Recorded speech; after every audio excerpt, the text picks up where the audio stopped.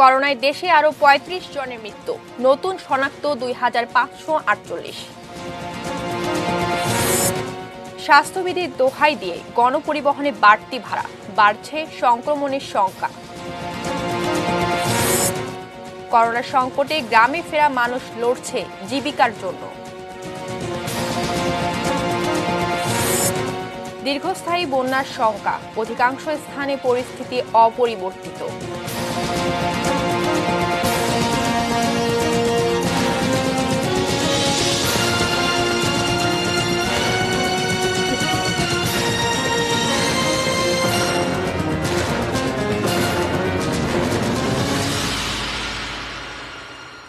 এটি নিউজ দেখছেন, news at 3-তে সঙ্গে আছি আমি মেহসাবিন মুনিয়া। শিরোনামগুলো শুনছিলেন।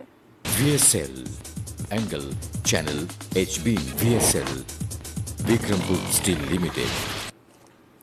এবারে বিস্তারিত। শুরুতেই করোনা আপডেট জানাবো। worldometers.info অনুসারে বিশ্বের সর্বশেষ করোনা পরিস্থিতি।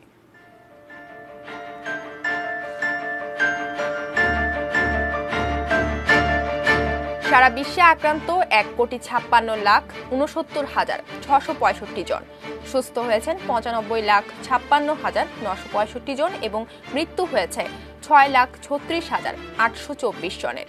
বাংলাদেশে আক্রান্ত ২,১৮,৬৫৮, সুস্থ হয়েছেন ১,২০,৯৭৬ জন এবং এ পর্যন্ত মৃত্যু হয়েছে ২,৮৩৬ জনের। করোনা ভাইরাসে আক্রান্ত হয়ে দেশে আরও ৩৫ জনের মৃত্যু হয়েছে।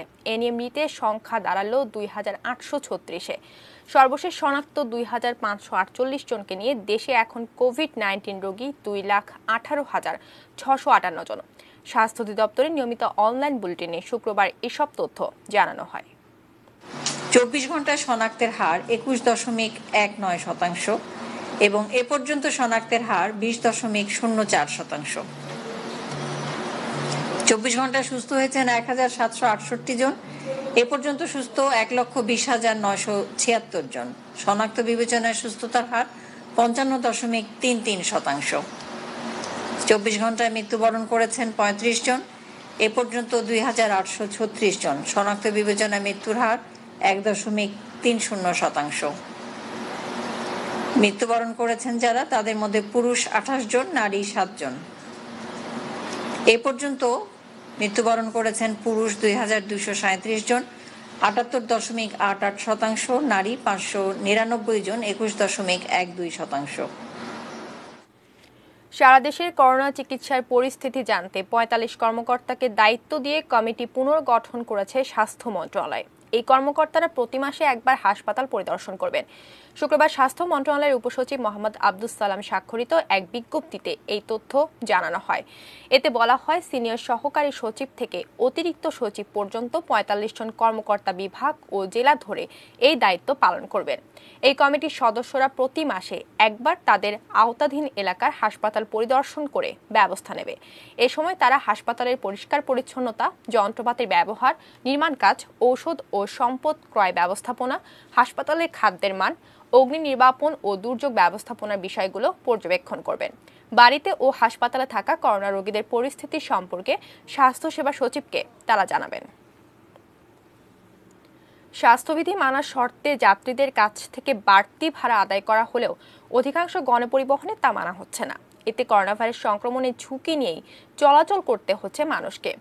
ঈদুল আজহার সময় সংক্রমণ ঝুঁকি আরও বাড়বে বলেই শঙ্কা যাত্রীদের। রিপোর্ট করছেন মাহফুজা মোসলেহি।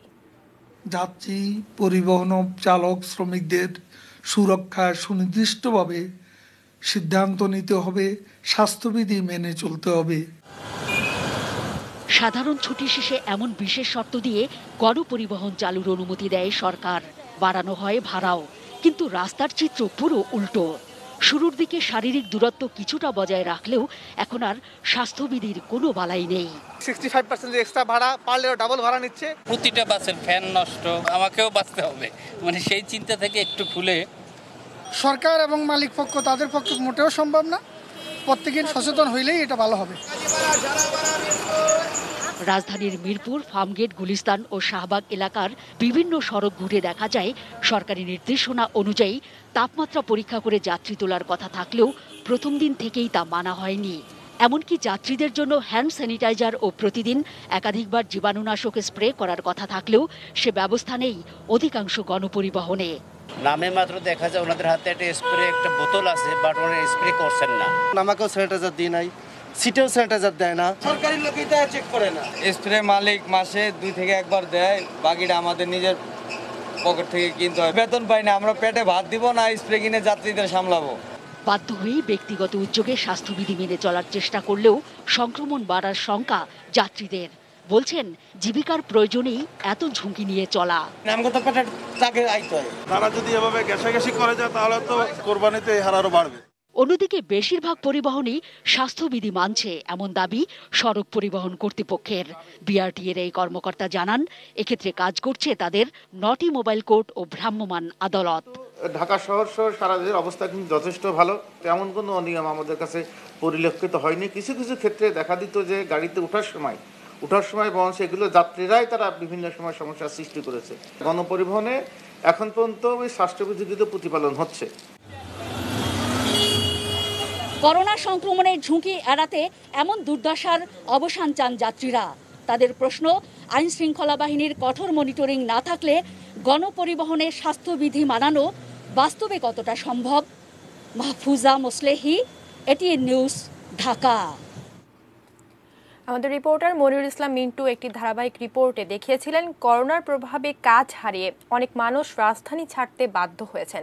গ্রামে এখন কেমন আছেন তারা? উত্তরাঞ্চলের 3 জেলার রংপুর, লালমনিরহাট এবং কুড়িগ্রাম ঘুরে তিনি তুলে ধরেছেন কর্মহীন মানুষের ঘুরে দাঁড়ানোর প্রচেষ্টা। ছবি তুলেছেন আব্দুস সালাম। লালমনিরহাটের বড়বাড়ি এলাকার এআর আব্দুল মোমেন প্রায় 30 বছর ঢাকায় কাপড়ের ব্যবসা করেছেন। করোনায় ব্যবসা গেল, ফিরে এলেন আবার সেই গ্রামে। হতাশায় 3 মাস কাটিয়ে এখানে জীবিকা খুঁজছেন। বাড়িতে এসে চিন্তা ভাবনা করলাম যে আমি কয়েকটা ছাগল পালি, তো এই 10টা ছাগলের ব্যবস্থা করছি এবং 100 হাঁস, 100 মুরগি আমার পরিকল্পনা আর কি। আর বাড়িতে একটা বায়োফ্লক্স করব। পাশের গ্রামের আরেকজন মোহাম্মদ এরশাদ স্বামী স্ত্রী দুজনেই গাজীপুরে একটি টেক্সটাইল মিলে কাজ করতেন। করোনার শুরুতেই চাকরি যায়। গ্রামে ফিরে প্রথম 2 মাস বেকার থাকার পর তিনিও যুক্ত হয়েছেন মাছ চাষে। করোনার কারণে চাকরি যাওয়ার কারণে বাড়িতে আসছি, আসার পরে মৎস্য চাষের সঙ্গে জড়িত এখন আছি। যদি উপার্জন হয় আমার এখানে 2 টাকা, তাহলে আমি গ্রামে থাকবো আর কি। আব্দুল মোমেন কিংবা এরশাদের মতো অনেকেই চেষ্টা করছেন স্থানীয়ভাবে রোজগারের। মূলত 4 মাস পর আমার মাছগুলো সব বিক্রি করে দেবো। এখানে 4 মাস পরে আমার মাছ মোটামুটি বড় হয়ে যাবে। সে চাকরিটা চলে গেল করোনার কারণে, তো আমি নিজে উদ্যোক্তা হওয়ার জন্য আমি একটা মুরগির খামার এখন দিচ্ছি। দীর্ঘদিন ধরে শিক্ষা প্রতিষ্ঠান বন্ধ থাকায় গ্রামে শিক্ষার্থীদের কেউ কেউ যুক্ত হচ্ছেন মৌসুমী ব্যবসায়ী। অনলাইনে বিভিন্ন আমের বিজনেস, এই বিজনেসের সাথে জড়িত ছিলাম। প্লাস হচ্ছে যে ভাবছি যেহেতু কোরবানি ঈদ সামনেই, আমি গরু নিয়ে কিছু করা যায় কিনা। ইউনিভার্সিটি বন্ধ করোনার কারণে, সেই জন্য আমরা মৎস্য চাষ করতেছি। এখানে আমাদের সময়টাও খুব ভালোভাবে কাটতেছে, কিছু অর্থ উপার্জন হচ্ছে। করোনার কারণে কাজ হারিয়ে অনেক মানুষ যেমন এখন গ্রামে অবস্থান করছেন, এর ফলে গ্রামীণ অর্থনীতির উপর এক ধরনের চাপ সৃষ্টি হয়েছে। অবশ্য নিজেদের জীবন এবং জীবিকার তাগিদে অনেকে এই ধরনের ক্ষুদ্র প্রচেষ্টার সঙ্গে যুক্ত হয়েছেন। এই ধারা যদি অব্যাহত রাখা যায়, নিঃসন্দেহে গ্রামীণ অর্থনীতি গতিশীল হবে, চাপ কমবে শহরমুখী প্রবণতার। আর এর জন্য প্রয়োজন সরকারি বেসরকারি প্রশিক্ষণ এবং নানা ধরনের প্রচেষ্টার। মনিরুল ইসলাম মিন্টু, এটিএন নিউজ, বড়বাড়ি, লালমনিরহাট। আগামীকাল থাকছে এই প্রতিবেদনটি দ্বিতীয় পর্ব। যাচ্ছে অন্য প্রসঙ্গে, বন্যা প্রসঙ্গ। অবশেষে সত্যি হতে চলেছে দীর্ঘস্থায়ী বন্যার আশঙ্কা। বর্তমান পরিস্থিতি ও পূর্বাভাস মিলিয়ে বিশেষজ্ঞরা বলছেন বন্যার পানি গড়াবে আগস্ট পর্যন্ত। দুঃসংবাদ ঢাকাবাসীর জন্য। জলাবদ্ধতার স্থায়িত্ব বেড়ে বন্যার দুর্ভোগ রয়েছে তাদের ভাগ্যে, আশঙ্কা বিশেষজ্ঞদের। বিস্তারিত সাজেদা সুইটির রিপোর্টে। দ্রুত অবনতি হচ্ছে বন্যা পরিস্থিতির। এরই মধ্যে 25 জেলায় পানিবন্দী 30 লাখের বেশি মানুষ। সরকারি হিসেব বলছে গত 3 সপ্তাহে বন্যার পানিতে ডুবে ও সাপের কামড়ে মারা গেছেন 86 জন। পানিবাহিত রোগে 6,380 জন আক্রান্ত। বিশুদ্ধ পানির সংকট, ভিটা, চুলা, লাকড়ির ব্যবস্থা হারিয়ে সীমাহীন কষ্টে বন্যার্তরা। নাসা থেকে পাওয়া মানচিত্র দেখে জাতিসংঘ বলছে বাংলাদেশে এবারের বন্যা দীর্ঘস্থায়ী হবে। দেশের পানি ও পরিবেশ বিশেষজ্ঞদের হিসেবও বলছে এই বন্যা চলবে আগস্ট পর্যন্ত। গঙ্গা বেসিনেও কিছুটা বৃষ্টি হচ্ছে, ব্রহ্মপুত্র আসামে প্রবল বৃষ্টি হচ্ছে, এই পানিটা 2-3 দিন পরে বাংলাদেশে আসবে। এবার যে বন্যাটা, এটা আমার মনে হয় আরো 1 থেকে 1.5 মাস এই পানিটা থাকবে। অগাস্টের মাঝামাঝি যে 30 থেকে 35টা জেলা এই ভয়াবহ বন্যার কবলে পড়ে যাবে। টানা ও ভারী বৃষ্টিপাতে ঢাকার বিভিন্ন এলাকার জলাবদ্ধতা যখন দুঃসহ ঠেকছে বাসিন্দাদের কাছে, বিশেষজ্ঞদের পরামর্শ এখনই ধৈর্যহারা না হতে, কেননা সামনের সময়টি হতে পারে আরও দুর্ভোগের। কারণ গত কয়েক বছরের অভিজ্ঞতার পরও ঢাকায় পানি না ঢোকার ব্যবস্থা যেমন করা হয়নি, তেমনি চরম গাফিলতি হয়েছে পানি বের হওয়ার পথ তৈরিতেও। পূর্ব দিকে অর্থাৎ বিশ্ব রোড এবং বালু নদী এর মাঝখানের জায়গাটাতে কোনো প্রোটেক্টিভ ব্যবস্থা নেই, কাজে সেখানে পানি বাড়ছে এবং আগামী 7-8 দিনে পানি বাড়তে থাকবে। বাড়তে বাড়তে যদি বনশ্রী পানির তলায় চলে যায়, আমি অবাক হব না। প্রতি বছর বন্যার প্রকোপ দেখে এ থেকে বাঁচার নানা কারণ ও উপায় নিয়ে আলোচনা হয়। অবকাঠামো নির্মাণ, বাঁধগুলো টেকসই করা সহ নানা সমাধান আসে আলোচকদের পক্ষ থেকে, কিন্তু শেষ পর্যন্ত বছর বছর ভোগান্তির মাত্রা কেবলই বাড়ে। প্রথম দিককার অধিকাংশ জায়গায় কংক্রিট দিয়ে বাধাই করে ফেলা হয়েছে, ময়লাতে ভর্তি, এগুলো পানি নামার কোনো উপায় নেই। বন্যার মাঝামাঝি সময়ে এসে এখন তাই ক্ষয়ক্ষতি কমানোর চেষ্টাই সবচেয়ে জরুরি। বন্যার্ত এলাকায় বিশুদ্ধ পানি সহ শুকনা খাবার ও স্যালাইন সহ প্রয়োজনীয় ওষুধের পর্যাপ্ত সরবরাহ থাকতে হবে। ফাইডি নিউট্রিয়েন্ট, বিস্কিট, চিরা, গুড় এবং পানি, এইগুলো সরবরাহ করতে হবে মানুষকে বাঁচাতে চাইলে। শুধু বাংলাদেশ নয়, প্রতিবেশী ভারত ও নেপাল রয়েছে একই বিপদে।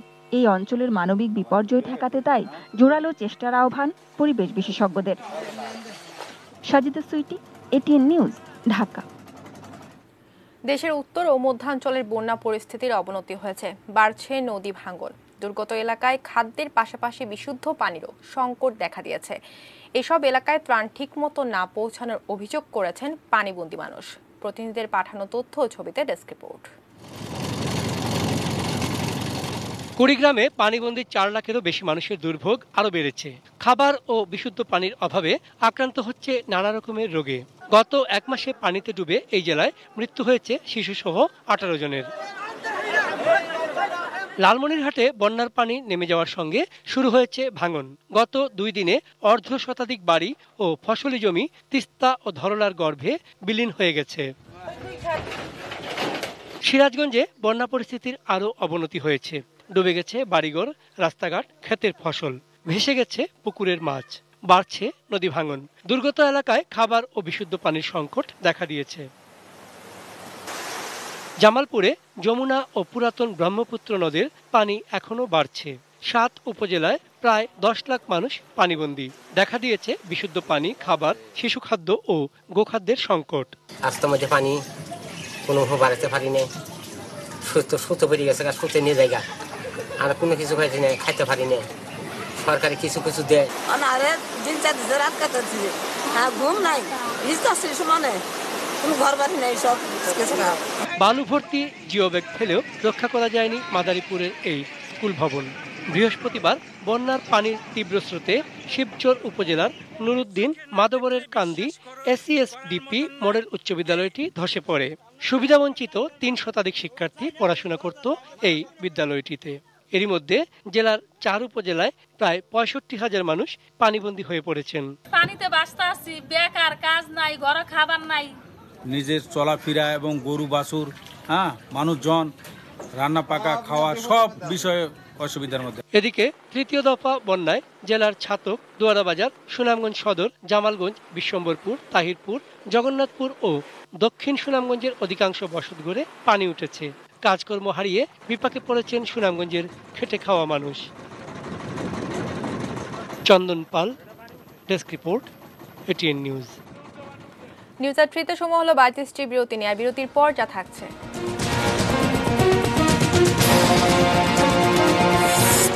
কথিত বন্দুক যুদ্ধে 3টি ঘটনায় নিহত 5।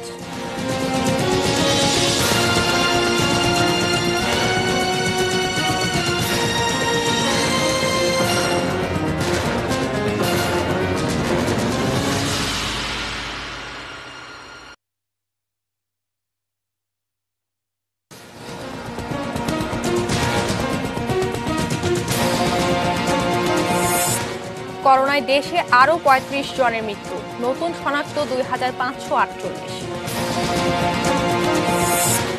স্বাস্থ্যবিধির দোহাই দিয়ে গণপরিবহনে বাড়তি ভাড়া, বাড়ছে সংক্রমণের সংখ্যা।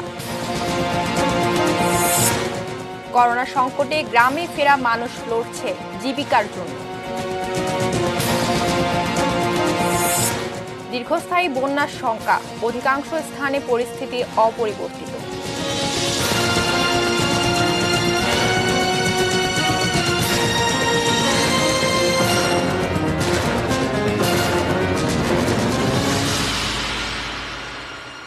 বিরতির পর আবার আমন্ত্রণ জানাচ্ছি নিউজ অ্যাট 3-তে। ধন্যবাদ সঙ্গে থাকার জন্য এবং আপনারা শিরোনামগুলো শুনছিলেন। যাচ্ছে অন্যান্য খবরে। করোনা সংক্রমণ রোধে সরকার মাস্ক ব্যবহার বাধ্যতামূলক করলেও রাজধানীর চিত্র ভিন্ন। রাস্তাঘাট, বাজার বা শপিং মলে এ নির্দেশ মানছেন না অনেকেই।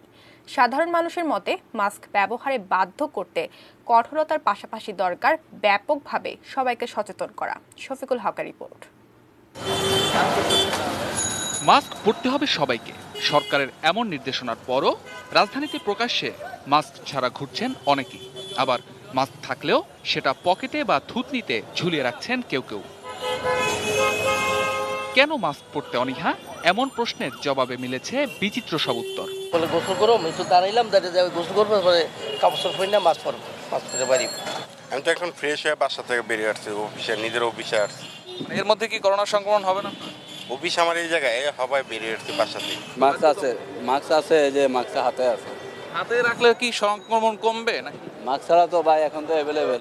ঈদের আগে নিউ মার্কেট এলাকায় ভিড় হবে, এটাই স্বাভাবিক। কিন্তু করোনার এই সময়ে সামাজিক দূরত্ব মানা যে গুরুত্বপূর্ণ তা যেন আমলেই আনছেন না অধিকাংশ মানুষ। এমনকি স্বাস্থ্য সুরক্ষার কোনো ব্যবস্থা ছাড়াই বাচ্চাদের নিয়ে শপিংয়ে এসেছেন অনেক অভিভাবক। কি করবো এখন, টাকা পয়সা নেই, মাস্ক পকেটে ভুলে দিয়ে দিয়েছিলাম। না, নামায় রাখছি কথা ঠিক আছে, কিন্তু এটা অনেকক্ষণ রাখলে কি ভিতরে গরমের ভাবসা হয়ে যায়, পরে বিরক্ত মনে হয়। কে যে একটু ঘোরাঘুরি করতে আসছে, আবার লাগায় রাখুন, এই আর কি। মাস্ক পরা বাধ্যতামূলক করতে প্রশাসনের কঠোরতার পাশাপাশি প্রয়োজন মানুষের সচেতনতা। সে ব্যাপারে একমত সাধারণ মানুষ। সরকার একটা আপনার আইন করা উচিত, মাস্ক না পরলে কোনো জরিমানার আওতা না, ওগুলো করলে আমার মনে হয় এগুলো আপনার একটা সমাধান হয়ে যাবে। মানুষের ভিতরে সচেতনতা নাই, আপনার এই জন্য মানুষ মাস্ক পরতেছে না, এই জন্য তাদেরকে আইনের আওতায় এনে যথাযথ ব্যবস্থা নেওয়া উচিত। নির্বুদ্ধিতার ব্যাপার আর কি, মানুষকে জরিমানা করে আসলে সংশোধন করা যাবে না। তবে বিক্রেতারা বলছেন সরকারি প্রজ্ঞাপন জারির পর থেকে বেড়েছে মাস্ক বিক্রি। বিশ্ব স্বাস্থ্য সংস্থা বলছে শুধুমাত্র মাস্ক ব্যবহারের ফলেই ৯৫% করোনার সংক্রমণ রোধ করা সম্ভব। কিন্তু আমাদের অসচেতনতা ও অসতর্কতা সেই করোনা সংক্রমণের ঝুঁকি বাড়িয়ে তুলছে বহুগুণে। শফিকুল হক, এটিএন নিউজ, ঢাকা। রাজধানীর দিয়াবাড়িতে র্যাবের সঙ্গে কথিত বন্দুকযুদ্ধে 2 জন নিহত হয়েছে। অন্যদিকে কক্সবাজারের টেকনাফে পুলিশের সঙ্গে বন্দুকযুদ্ধে 2 জন এবং ফেনীতে 2 দল মাদক ব্যবসায়ীর মধ্যে গোলাগুলিতে এক মাদক ব্যবসায়ী নিহত হয়েছে। র্যাব জানে তুরাগ থানার দিয়াবাড়ি এলাকার চেকপোস্টে থামতে বললেও মোটরসাইকেল আরোহী খলিল ও ফারুক না থেমে গুলি বর্ষণ করে। এ সময় পাল্টা গুলিতে তারা মারা যায়। ঘটনাস্থল থেকে 2টি বিদেশি পিস্তল, গুলি, বিপুল পরিমাণ ইয়াবা পাওয়া যায়। নিহতরা হলেন রাজধানীর অন্যতম তালিকাভুক্ত মাদক ব্যবসায়ী ইব্রাহিম খলিল ও তার সহযোগী ওমর ফারুক। কক্সবাজারের টেকনাফ মডেল থানার ওসি জানান, বৃহস্পতিবার রাতে ইয়াবা ও টাকা সহ একে একে ইউনুস, তাহের, উখিয়া কুতুপালং এলাকার 9 নং ওয়ার্ডের ইউপি সদস্য বখতিয়ার মেম্বারকে আটক করা হয়। পরে তাদের নিয়ে নীলা ইউনিয়নের ওয়াবরাং এলাকায় মাদক উদ্ধারে গেলে মাদক ব্যবসায়ীরা পুলিশকে লক্ষ্য করে গুলি ছোড়ে। পুলিশও পাল্টা গুলি চালালে ঘটনাস্থলে বখতিয়ার সহ 2 মাদক ব্যবসায়ী নিহত হয়। ফেনীর ছাগলনাইয়ায় গোলাগুলির খবর পেয়ে পুলিশ ঘটনাস্থলে গিয়ে গুলিবিদ্ধ অবস্থায় নজরুল ইসলামকে পড়ে থাকতে দেখে উদ্ধার করে ছাগলনাইয়া স্বাস্থ্য কমপ্লেক্সে নিয়ে গেলে কর্তব্যরত চিকিৎসক তাকে মৃত ঘোষণা করেন। নিহত নজরুলের বিরুদ্ধে ছাগলনাইয়া থানায় হত্যা মামলা সহ বেশ কয়েকটি মামলা রয়েছে।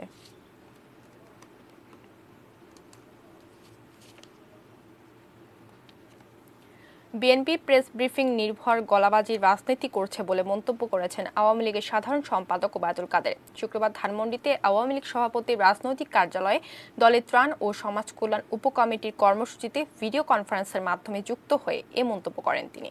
নির্বাচন আন্দোলনে জনগণ কর্তৃক প্রত্যাখ্যাত একটি দল, তাদের নেতারা অন্ধকারে গিরিখাতে দিগ্ভ্রান্ত পথ হারা পথিকের মতো প্রলাপ বকতে শুরু করেছে।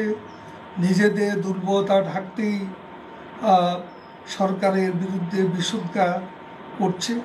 চাতুর্যপূর্ণ কথামালা ব্যবহার করে প্রেস ব্রিফিং ও গলাবাজি রাজনীতি অব্যাহত রেখেছে। এখনো তারা বুঝতে পারেনি যে এদেশে প্রেস ব্রিফিং গলাবাজির দিন শেষ। ডিজিটাল বাংলাদেশের জনগণ অনেক সচেতন। সোশ্যাল ইসলামী ব্যাংক লিমিটেড বাণিজ্য সংবাদ।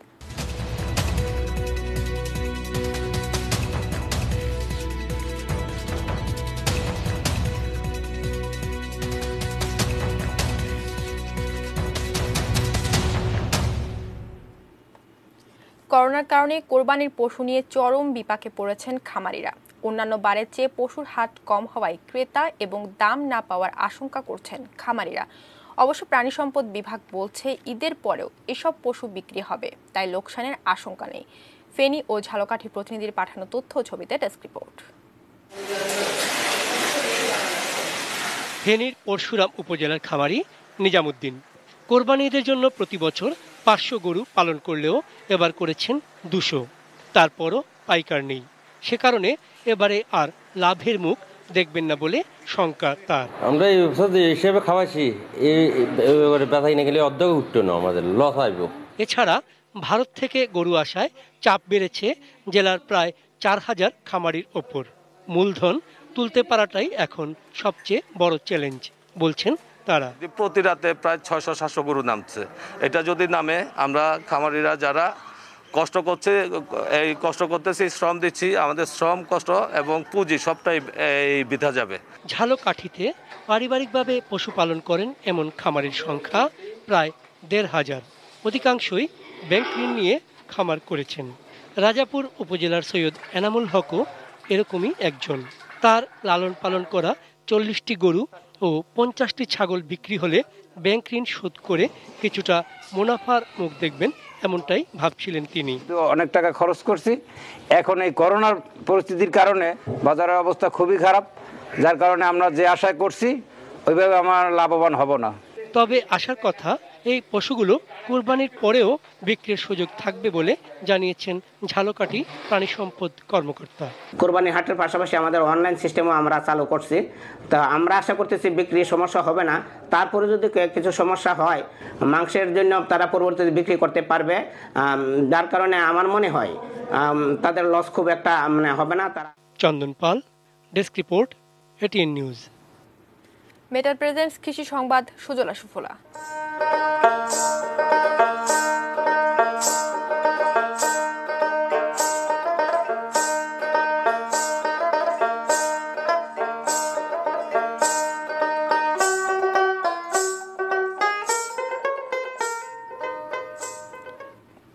পাহাড়ে জনপ্রিয় হয়ে উঠেছে মিশ্র ফলের বাগান। বাণিজ্যিকভাবেও সফল হয়েছেন অনেকেই। তেমনই এক দৃষ্টান্ত খাগড়াছড়ির চিংমং চৌধুরী। বিলীনপ্রায় অনেক প্রজাতির ফল ফলাদি ও গাছের সমাহার ঘটিয়েছেন তিনি বাগানে। খাগড়াছড়ির প্রতিনিধি আবু দাউদের পাঠানো তথ্য ও ছবিতে ডেস্ক রিপোর্ট।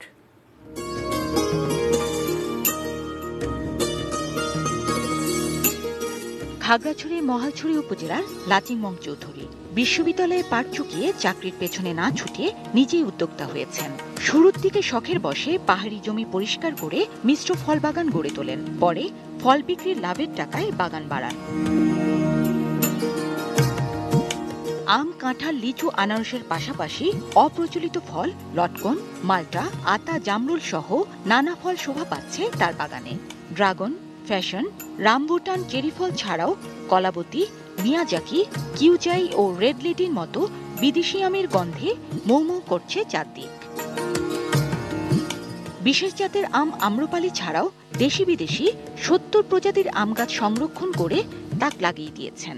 আমি চাচ্ছি বাগানটা হচ্ছে আপনার জাম প্লাজন হিসাবে, সেন্টার হিসাবে গড়ে উঠুক, যা বাংলাদেশে আপনার অনেকেই আপনার এই বাগান এসে কিন্তু আপনার অনেক জাতের সঙ্গে যাতে পরিচিত হতে পারে। বছরের 12 মাসই কোনো না কোনো দেশি বিদেশি ফল পাওয়া যায় এই বাগানে। কেবল ফলজ বাগানই নয়, বনজ ও ঔষধি গাছও দৃষ্টিকারে সবার। ধরনের এত উচ্চতায় যেহেতু এরকম বাগান হয়, সেটা আমি আগে জানতাম না। নিজের প্রচেষ্টা এবং নিষ্ঠার কারণে লাচিং মং তার বাগানকে দেখার মতো করে গড়ে তুলতে পেরেছেন বলে জানালেন কৃষিবিদরা।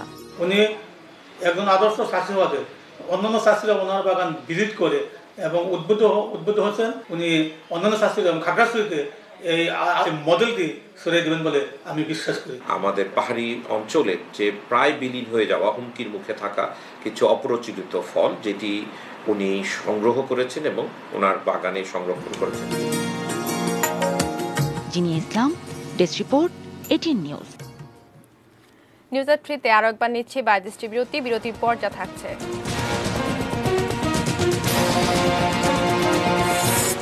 নেপালে বন্যা ও ভূমিধসে 132 জনের মৃত্যু। প্রীতি ম্যাচে বক্সিং রিংয়ে ফিরছেন মাইক টাইসন।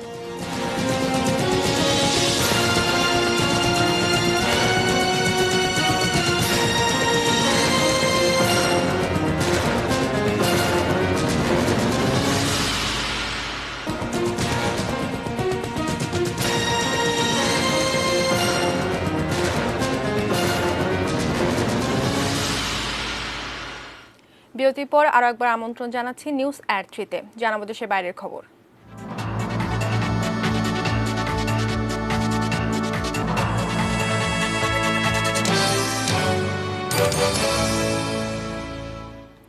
নেপালে ভারী বৃষ্টিপাতে সৃষ্ট আকস্মিক বন্যা ও ভূমিধসে 132 জন মারা গেছে। ক্ষতিগ্রস্ত হয়েছে 998টি পরিবার। দেশটি বিপর্যয় ঝুঁকি মোকাবেলা কর্তৃপক্ষ জানিয়েছে, বন্যা ও ভূমিধসে 132 জনের প্রাণহানির পাশাপাশি আহত হয়েছেন 128 জন। এখনও 53 জন নিখোঁজ রয়েছেন। নিখোঁজ ব্যক্তিদের সন্ধানে উদ্ধার তৎপরতা চালিয়ে যাচ্ছে পুলিশ ও উদ্ধারকর্মীরা। দেশটির বেশ কিছু এলাকার পরিবহন, বিদ্যুৎ ও পানি সরবরাহ ব্যবস্থা ক্ষতিগ্রস্ত হয়েছে। গত সপ্তাহে গোটা নেপাল জুড়ে ভারী বর্ষণের পূর্বাভাস দিয়েছিল দেশটির আবহাওয়ার পূর্বাভাস বিভাগ। বিভিন্ন ইস্যুতে অবনতি হচ্ছে দুই পরাশক্তি চীন ও যুক্তরাষ্ট্রের সম্পর্কে। টেক্সাসের হিউস্টনে কনসুলেট বন্ধ করে দেওয়ার প্রতিশোধ হিসেবে চেংদু শহরে মার্কিন কনসুলেট বন্ধ করতে বলেছে চীন। দেশটির পররাষ্ট্র মন্ত্রণালয় বলছে, যুক্তরাষ্ট্রের অন্যায্য পদক্ষেপের এটি যথোপযুক্ত জবাব। দুই দেশের এই তিক্ত সম্পর্কের মধ্যেই ভিসায় তথ্য গোপনের অভিযোগে বৃহস্পতিবার 3 চীনা নাগরিককে গ্রেফতার করেছে যুক্তরাষ্ট্র। সান ফ্রান্সিসকোতে চীনা কনসুলেটে অবস্থানরত আরও একজনকে গ্রেফতারের কথা রয়েছে। বলা হচ্ছে, নিজেদের সামরিক পরিচয় গোপন রেখে গবেষণা ক্যাটাগরিতে ভিসার জন্য আবেদন করেছিল চীনের পিপলস লিবারেশন আর্মির এই সদস্যরা। যুক্তরাষ্ট্রের অভিযোগ, তাদের উদার নীতির ফায়দা লুটতে চীনের ক্ষমতাসীন কমিউনিস্ট পার্টি এ কাজ করেছে। এদিকে চীনের সেনাবাহিনীর সঙ্গে গোপন সম্পর্কের অভিযোগে যুক্তরাষ্ট্রের বিভিন্ন শহরে বসবাসরত আরও 25 জনকে জিজ্ঞাসাবাদ করেছে এফবিআই। খেলার খবর।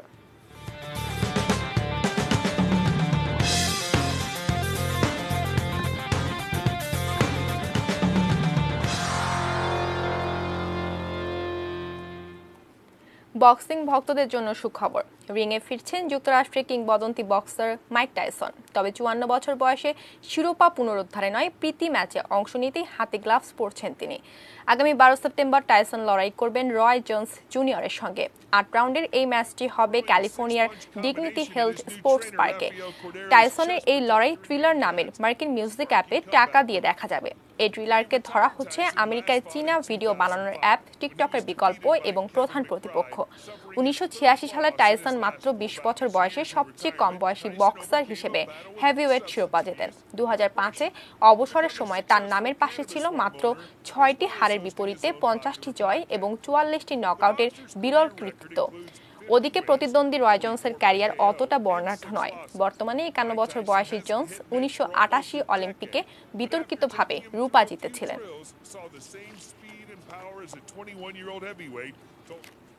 শেষ করব নিউজ এট 3, তবে তার আগে এক নজরে শিরোনামগুলো জানিয়ে দিচ্ছে আরো একবার।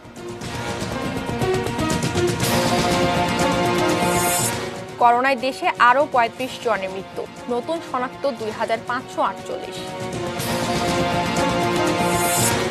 স্বাস্থ্যবিধির দোহাই দিয়ে গণপরিবহনে বাড়তি ভাড়া, বাড়ছে সংক্রমণের সংখ্যা।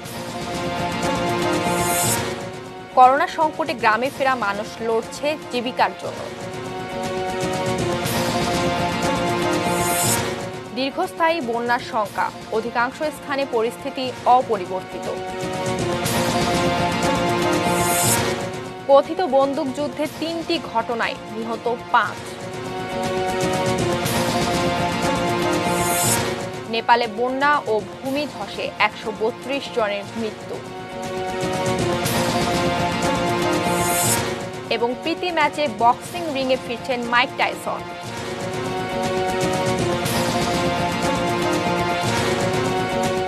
এই ছিল নিউজ এট 3। সঙ্গে থাকুন, দেখতে থাকুন এটিএন নিউজ। এটিএন নিউজের ব্রেকিং নিউজ মোবাইলে পেতে টাইপ করুন START *N এবং পাঠিয়ে দিন 5959 এই নম্বরে। ধন্যবাদ সবাইকে।